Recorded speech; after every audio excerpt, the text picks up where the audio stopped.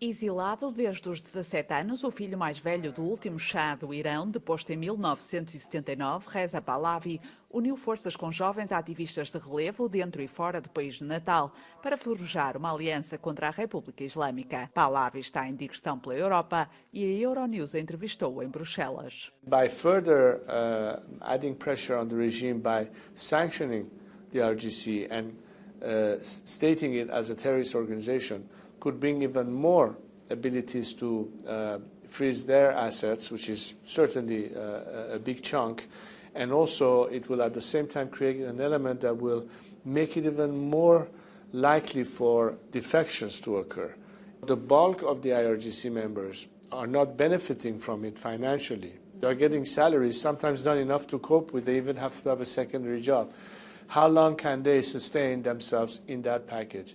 If they think that the time has come for them to reconsider how long they want to stick with this regime as opposed to join with the people. So assuming that the Islamic Republic falls, what would be the role that you would run for?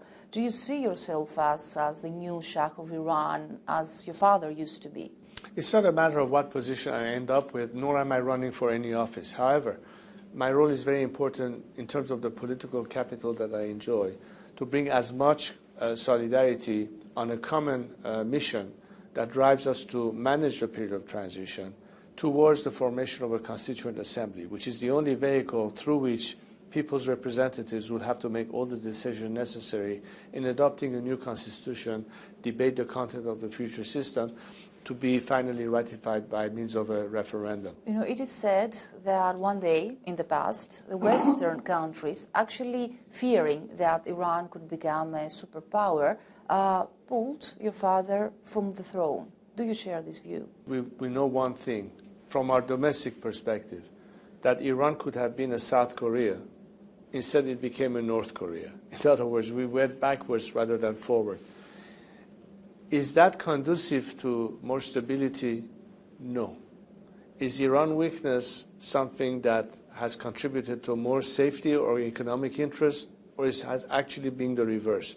Every arrow points to the direction that if that theory held true, the net result was no gain, but in fact a loss.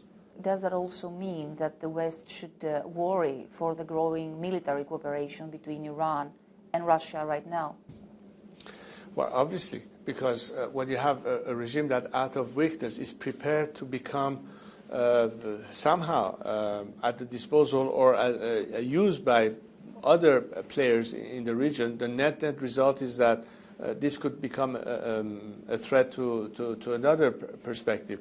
Iran's cooperation right now with Russia is a clear indication that the regime is in fact trying to count on Russia's support for their own survival and is in that game assisting what Russia is doing right now in the Ukraine, for instance.